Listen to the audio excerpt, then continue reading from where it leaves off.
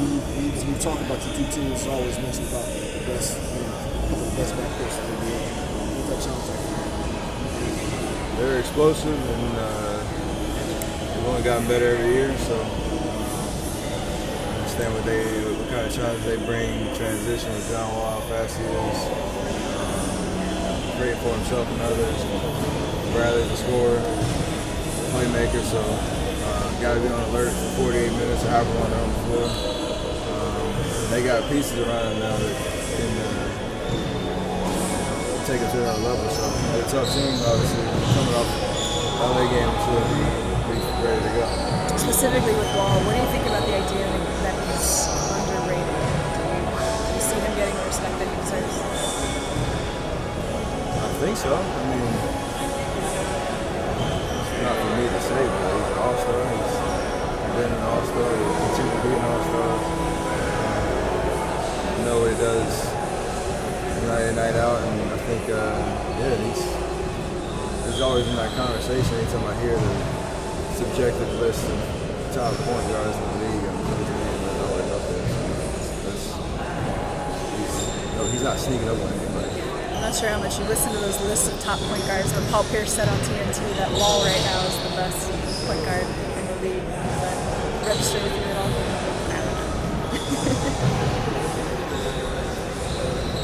You still ignoring the free throw percentages? The more you ask me, man, give you the most cliche answers for that. Do you feel it? I mean, I saw last night at one point you hit rim on it, and you were kind of like trying to will it in. I mean, do you feel it when you're at the line? Honestly, this past game was the first time I actually thought about it. Like, the first free throw I took, and the last two, which is dumb because it's just a free throw. Like, I had missed one, like, game 2, it just changed the whole dynamic. But because I hadn't missed one, it's on my mind. I'm going to try to turn it into an opportunity just to be more laser focused on the mechanics and the rhythm of shooting free throws until the streak is over. But yeah, that's about it. What do you consider a good seasonal free throw percentage for you? I mean, you're usually in the 90. Anything 90 above. That's, for as much as I try to get to the line, I think as I've gotten to the line over the last couple of years, shooting 90% or above is a solid goal. I've done plenty of times, but it's every year. It's crazy how much like 1 or 2 misses kind of affects that percentage. So you got to stay locked in. Do you know the longest streak you've ever had? Not necessarily in the NBA, but even in practice, high school. If you kind of always admire the guys who get to the line 10 or 15 times a game and really kind of add to something, especially if they're really good free throw shooters, to kind of make those 3 points. Well, yeah, I know if I get fouled, I'm most likely going to convert those into points. So I understand the value of that, and especially like certain momentum swings in games. If you can kill a team's run by getting to the foul line, especially how we just in the playoffs, how important that becomes. That's definitely crucial. I don't really try to admire is a strong word. I understand how most people who are in that double-digit kind of attempts per game, how they get it done, but like I answered last night, it's not really my style to kind of go out seeking fouls, trying to draw contact in that kind of sense. But so far this year, just been able to be timely with being aggressive to the basket and create, draw attention, and hopefully, if I'm not finishing at the rim, I'm getting fouled, and like you said, knocking down free throws. Steph, a lot was made last year of you and Kevin Durant getting used to playing with each other. And if you went down with an injury, you seemed to find yourself in the middle of the season last year. Do you feel like things are different now? Do you feel like your games are meshing a little bit more seamlessly? There's definitely a better understanding of how we both can be at our best at the same time. Last night was a great example of that. Just having trust and faith in each other to do what we do best. take some chances, take some big shots,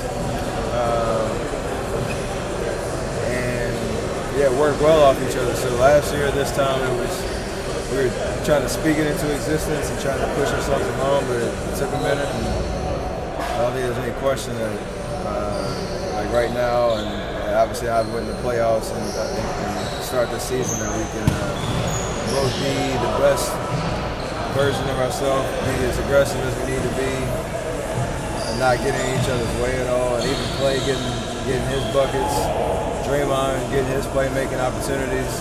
You guys are even. It's all solid. You guys are even right across the board in shots per game. I'm wondering, Steve Kerr is still fiddling with rotations and stuff. You're getting a lot of time with Draymond in that second unit. Clay's getting a lot of time with KD. Do you think that's going to change at all, or how do you feel about the rotations the way they are right now?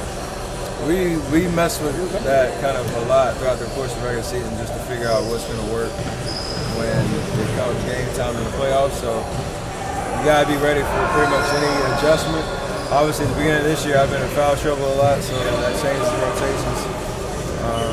But right now, I play the first and third quarter, and usually finish it off with Draymond.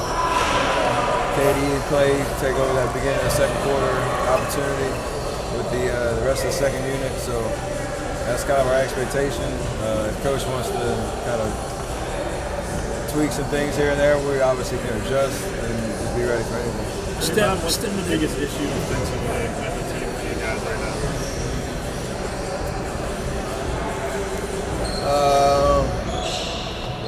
You can nitpick, like not boxing out, not communicating on switches.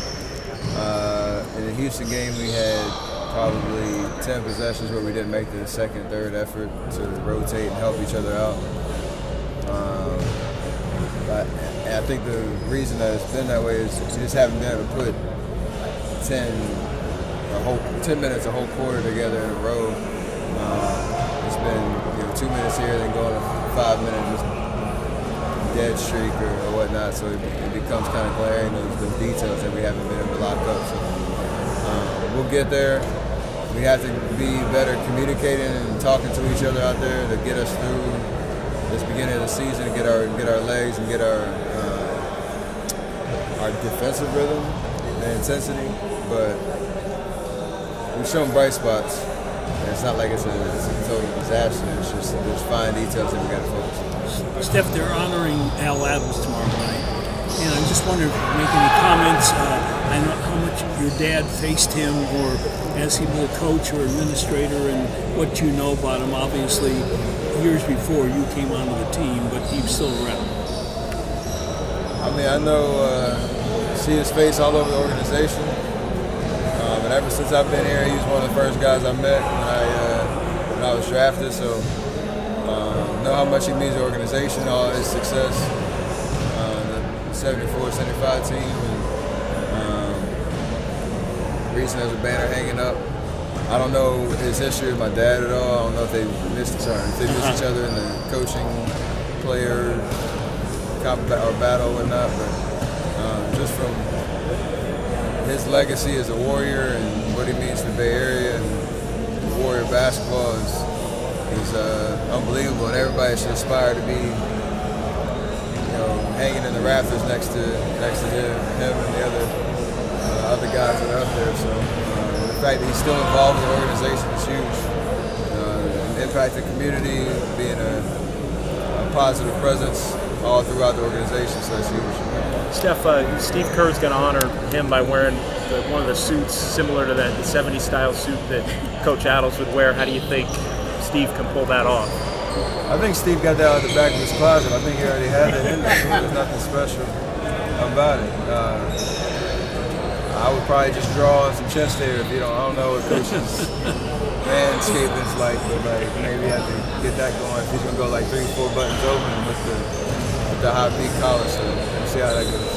That's a free-throw shot and a different type of shot a long distance shot. You see a lot of guys who are great three-point shooters or long-range shooters. You don't really shoot free throws all that well. It's a totally different rhythm. most guys, I think 99%, probably every free throw shooter I've seen you don't jump. So you come up on a tippy toe, so it's a different finish, it's a different rhythm. The mechanics itself should be the same, but like how I shoot a mid-range or a three or off a catch and shoot or off the dribble, like from waist up, it should be the same. But just the rhythm of somebody throwing you a ball and you do whatever your routine is, it's a slower process. That's all totally different than in-game shooting. So you really have to work on the difference in feel and the touch to it. When it comes to fouls, when you're talking about getting...